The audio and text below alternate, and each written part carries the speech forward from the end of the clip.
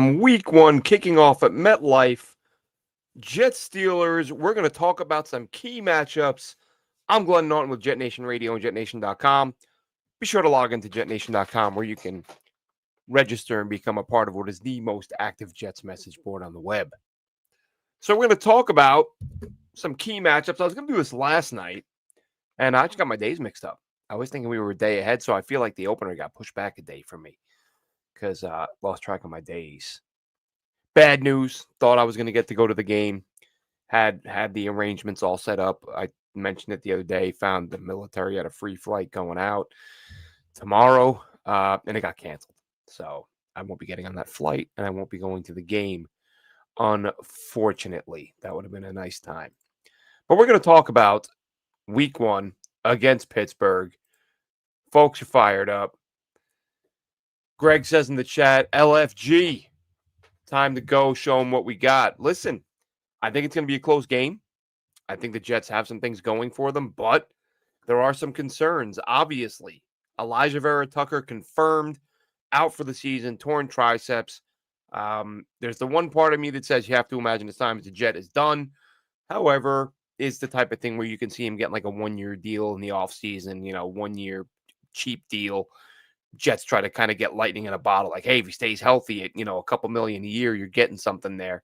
But he's a good enough player that I think someone might pay him a little more than people are expecting. So we'll see. But all we know right now, unfortunately, another major injury for Elijah Vera Tucker, which means some shuffling on the offensive line. And to me, makes Josh Myers go from backup to having one of the most important assignments of this football game. And that being the starting center against a team or, on a team that wants to run the football early and often.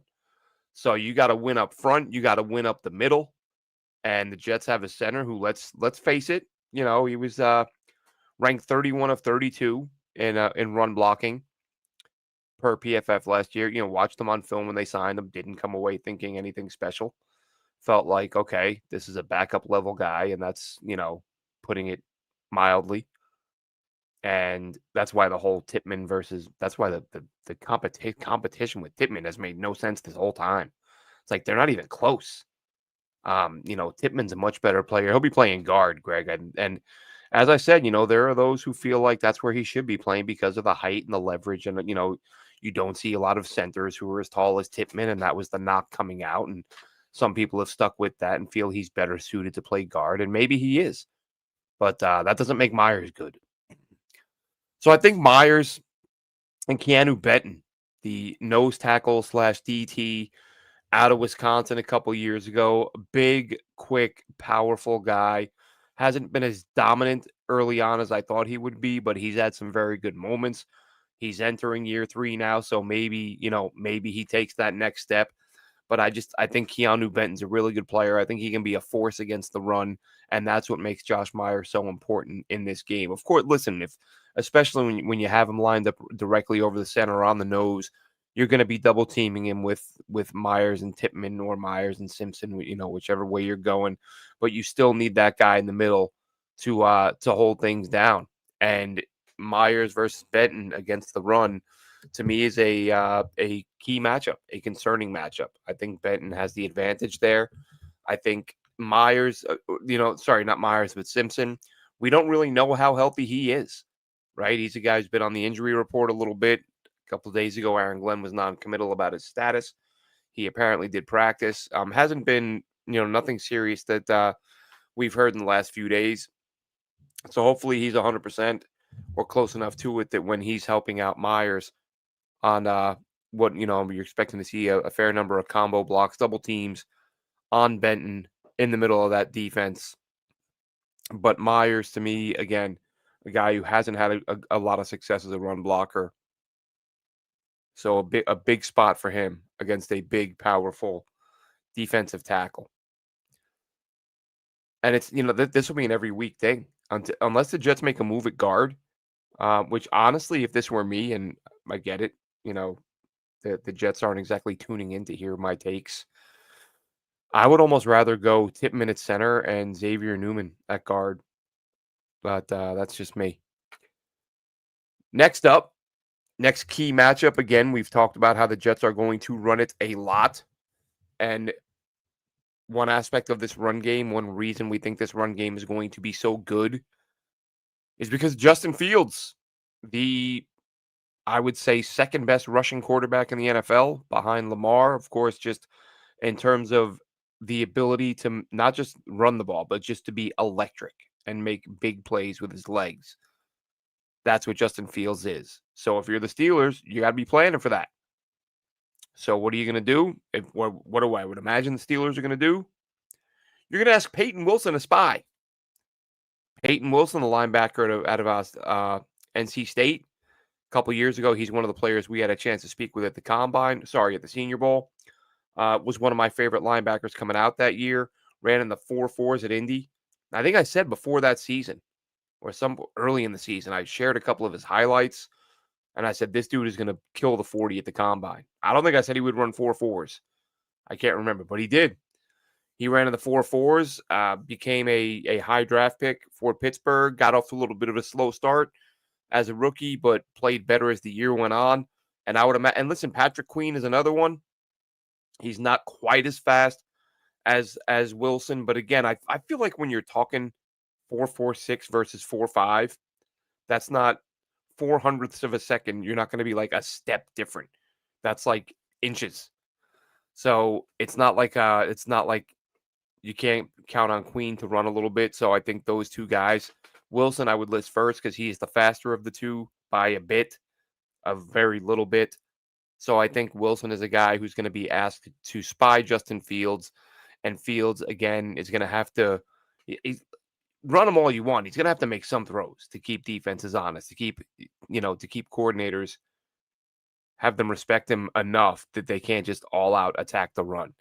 But when they do run it, Justin Fields, it's your show, buddy. This is your third team in 3 years. Shot to prove that you deserve to be a starter in the league, and the Jets are giving him that shot. So, it's no big secret that the best aspect of his game up to this point in his career has been his legs. So he's got to keep that up. And if I'm the Steelers, again, I'm going to use Wilson to try to slow him down. Next key matchup we got. These guys faced off last year when the Jets played Seattle. DK Metcalf, the new Pittsburgh Steeler, going against Sauce Gardner. Gardner did a really nice job against Metcalf last year. Seattle only targeted him 3 times. That's not a lot. For a dude as big, strong, fast, powerful as Metcalf, he's a guy who should be getting a ton of targets. I don't remember what he had in the game total. I'm talking in terms of targets against Sauce. He did have a catch. He had 1 for 28. But one of the things that I'm most anxious to see Sunday, and I think most of you would agree, or I would imagine people want to see how the Jets plan on deploying Sauce Gardner. Is he going to be the Revis role of you just find their number one guy and stick with him? Or are they going to just have him stay in place the way Saleh did, the way Ulbrich did, and let teams expose CB2, which will be a little bit easier this year for opposing offenses because, let's face it, Brandon Stephens he's a downgrade from DJ Reed. Jets got a little bit worse in that spot. But that doesn't mean Reed can't be a solid player. Like, as I said yesterday, he had himself a really nice camp. And we'll find out whether or not it was a fluke or if it was just, some guys.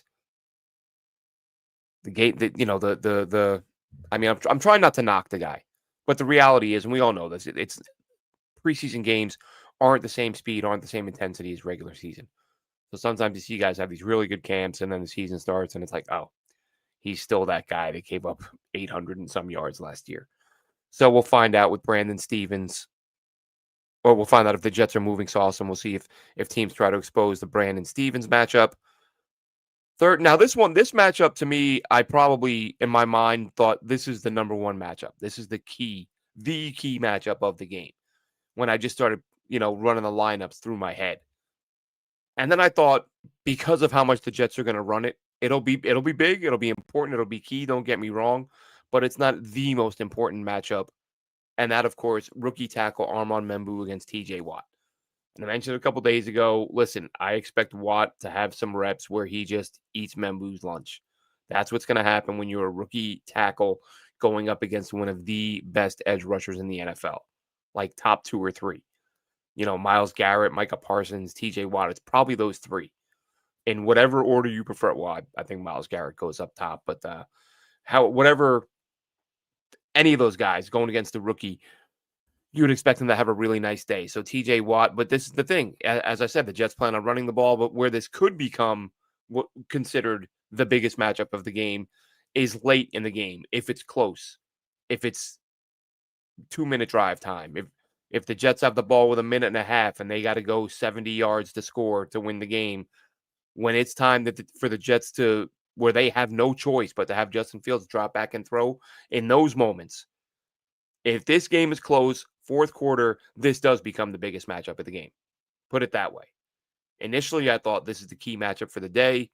Then I thought, it's going to be ground and pound. Jets going to run it 70% of the time. Fair enough.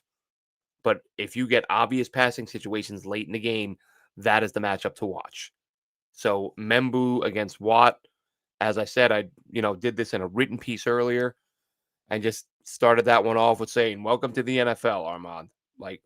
Really, there's 2 or 3 guys that you would think a rookie offensive lineman would absolutely dread having to face, and M'Bombou draws one of them to start his career.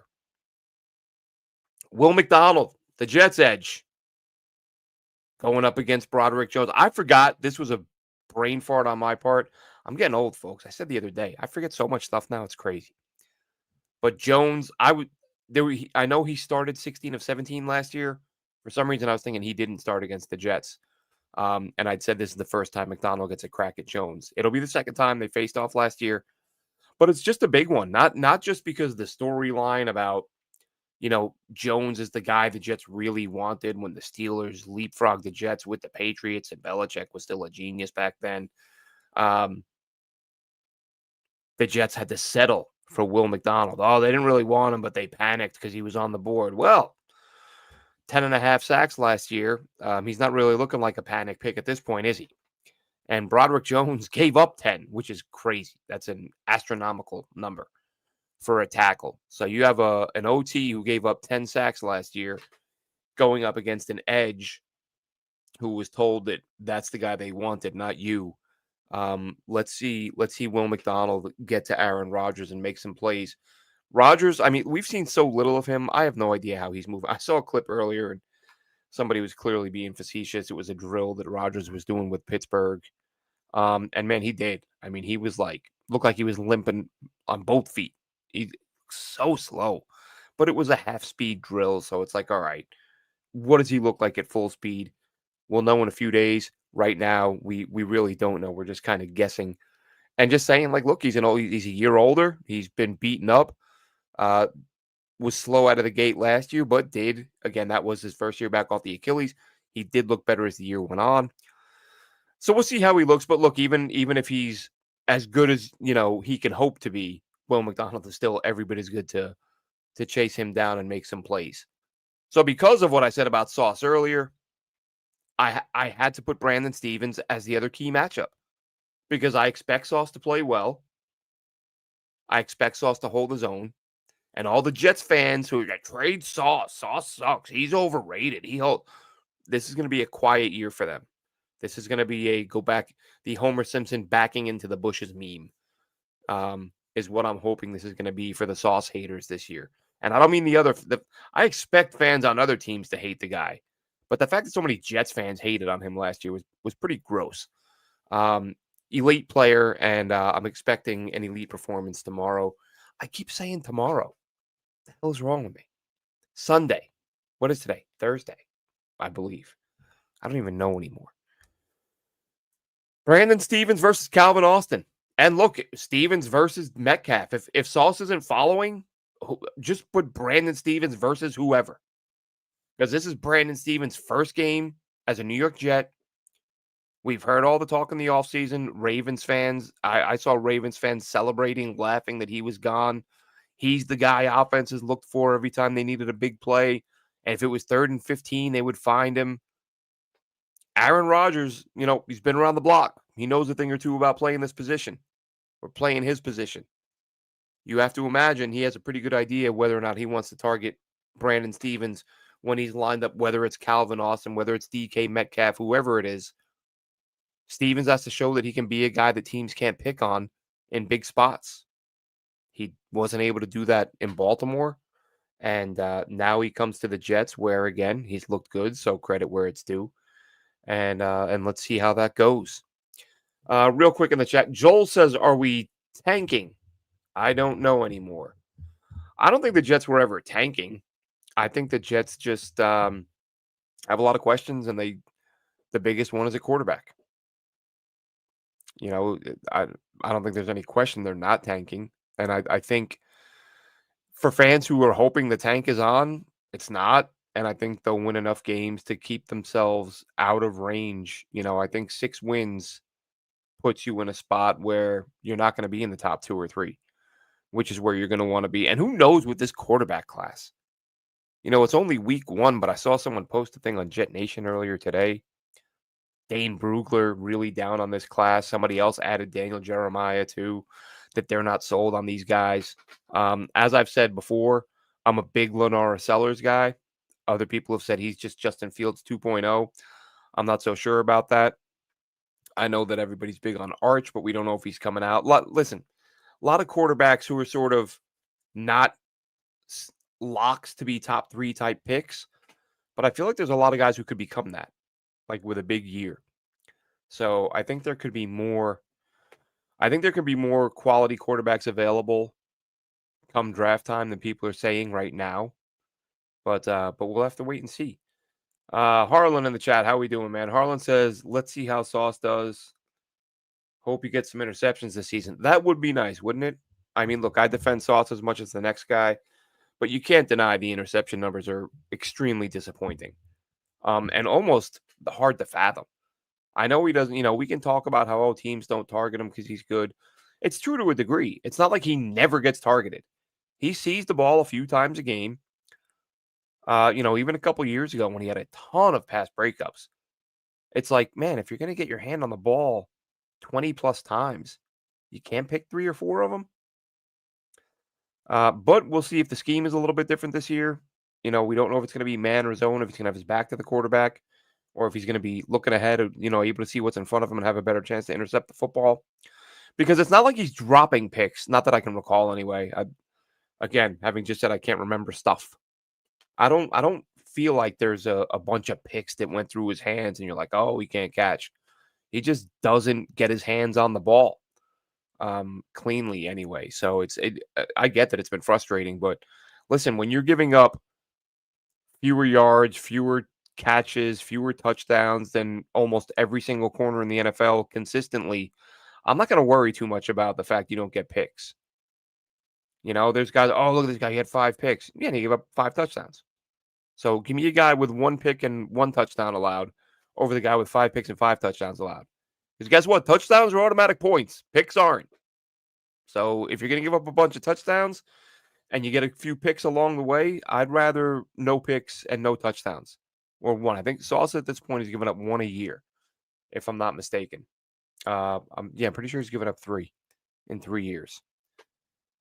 Real quick, we'll hop back in there. Harlan again. There's going to be quite a few QBs to evaluate in this draft. One should fall to the Jets. Maybe the Jets select a QB. Yeah, well, look, I think that's the expectation, Harlan. If Justin Fields, and that, you know, that's another conversation to have. And I don't know, it's you can't really define it, right? Because I've heard people say, well, if Justin Fields plays well, you don't need a quarterback. Okay, define well. Does he have to play well, or does he have to play great? Justin Fields goes out and has a top 20 type year. Let's say he's the 16th ranked quarterback. That's good compared to what the Jets are used to. With a good defense, that'll get you to the playoffs. Is that good enough to say, well, we're good now? We don't need to draft a guy who we think can be top 10. We got a guy who's top 20. I don't know. And I'm not saying I know the answer because I don't, because that's why it's a weird conversation. Or not a weird, I hate this word weird is so stupid sometimes. That's why it's a, you know, complex conversation, however you want to term it. Because I don't know what you can say, oh, if he has a good year. Well, your version of a good year might be different than my version. I've seen quarterbacks have really, well, not just quarterback. I've seen players at every position put together what I would consider a really good season. And then you get these fans who just want everyone to be a Hall of Famer. Like, oh, that's average. That sucks. Big deal. He had 1,300 yards. That's a pretty damn good year. You know, if you're a receiver or running back, whatever. So to say that Fields has to have a good year to stay, I would say he has to have a very good year to stay. What's very good? Oh, let's say this is very good. Playing well enough to win 10 games or more. That, like, fine, keep him around. But we'll see. A lot of football. A lot of football ahead. You won't be catching it on Red Zone, though. Yes, you will, but it's going to suck a little bit because that's what ESPN does to things. In case you hadn't heard, ESPN is going to be adding commercials to Red Zone. Now they're going to do it. They're doing that thing. They're like, guys, it's only going to be like 5 seconds of commercials. Does anybody believe that? Does anybody believe that 5 or 6 years from now, ESPN is only going to have a few seconds of commercials on Red Zone? I don't. And you shouldn't either. It's like I said to someone on Twitter. You ever been on the plane? And they're like, we have a delay. It's going to be about 15 minutes here before we push back from the gate. The pilots are up there. They're like, man, we know this is going to be like 3 hours. But if we tell them 3 hours, they're going to start throwing stuff and screaming at us. So we're going to say 15 minutes. And then in 15 minutes, we're going to say 15 minutes. And then a little while after that, we'll say 20 minutes. And we'll just keep doing that until we take off. That's what this will be. Oh, just guys, 10 seconds of commercial. Come on. 15 seconds of commercial. Why is everyone getting so mad? It's only 30 seconds of commercials. And then eventually it'll just be full-blown commercials. Because that's what ESPN does. ESPN, God, talk about how the mighty have fallen. They were like must-see sports TV. I used to live off of ESPN. I mean, I don't even live in the States now. I don't even watch it.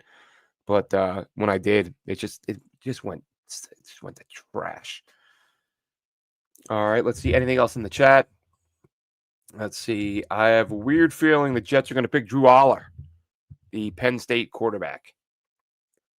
And GM Island Empire says we won't see this team come together till the fourth game. Well, look, that's the case with most teams. Who was it? Somebody said today, I was watching an interview, and they talked about how Bill, and a lot of coaches have said this. I'm just using this example because I heard it a few hours ago. Bill Cowher used to say you don't know what your team is till game 5. It might have been Aaron Glenn, actually. I think it was Aaron Glenn in a presser. You don't know what your team is until game 5. And that's not uncommon. And that's the problem. It's weird, isn't it, that they do the preseason and they don't play. Nobody plays. So then the season starts and you're like, we don't know if we're good or not. It's like, well, could have played some guys and see, Anyway, it is what it is. The season is here. We got football tonight. We got the Cowboys and Eagles. Let's go Jake Ferguson. Put a few bucks on him to score. I like him. I liked Ferguson a lot coming out. He's been a really good player. He just got himself a nice big contract. And I feel like oftentimes when dudes get a big contract, you see them make a play. I should have put him as anytime touchdown. I put him as first. That's a tough one. That's not impossible. Not impossible, but tough one. But score prediction for Jets Eagles. Or just for Jets Steelers. I don't think the Jets are going to score a lot of points, especially with AVT being down. I think Pittsburgh's going to attack. They're going to attack the middle. Now, look, if the Jets can get Justin Fields outside, get some the perimeter, that's what I was trying to say. Get to the perimeter, get the edge. If you can make some big plays on the outside where you take advantage of Joe Tippmann's athleticism, have him pull a little bit, I think you got a shot. But Drums is right in my ballpark, Drums. Not exactly, but I had 17-10 Pittsburgh. Drum says 20-10, so he's got the Steelers kicking an extra field goal. Yeah, I got Steelers 17-10, hoping they keep it close, interesting, fun, entertaining, and maybe we see some growth and progress from some of these players. Maybe we see Stevens make a play. Let's see Jeremy Ruckert make an NFL impactful play. I want to see a Jeremy Ruckert touchdown. I want Jeremy Ruckert to be the first touchdown scorer. Now, if I got the Jets scoring 10, he'd be the only touchdown for the Jets. But let's see it, man. I'm pulling for that guy so much. I want that dude to succeed, but there's no getting around the fact he's been invisible for 3 years now. Get Jeremy Ruckert involved. Get him some targets. Throw him a touchdown pass, please. Justin Fields, your friend Jeremy from Ohio State. And Harlan says he doesn't think the Steelers will score that much. They may not. Like I said, I got him at 17-10. I just 14-10 wouldn't shock me, but I don't think 20-10 is outrageous. So we'll see. We'll see. Maybe the Jets get a play on special teams, and maybe Xavier Gipson, sets up a touchdown with a big return. Who knows? Could be 40-0 either way. Who the hell knows? I'm guessing. I'm throwing out a guess. 17-10 Pittsburgh. Jets start the season 0-1. Hope like hell that I'm wrong. I will, as usual, probably put money on them to win and hate myself for it afterwards. But this is what I do. Have a good one, Jets fans.